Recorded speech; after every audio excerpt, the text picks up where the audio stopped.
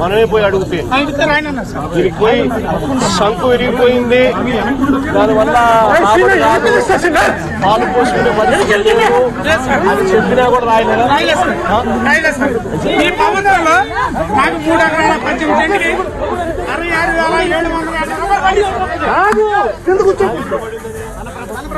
66,780 మన ప్రభుత్వంలో 66,780 రూపాయలు పండిస్తారు. 3.5 ఎకరాకి 3,18 సెంట్లు సార్.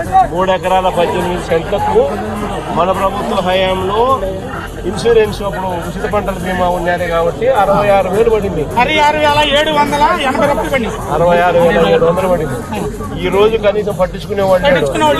ఈ రోజు కనీసం మన పొలానికి వచ్చి ఎన్యూమరేషన్ చేసే కార్యక్రమం కూడా జరగడం లేదు.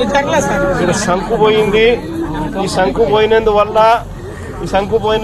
పోయినందువల్ల పాలు పోసుకునే పరిస్థితి ఉండదు, దిగుబడి తగ్గిపోతుంది.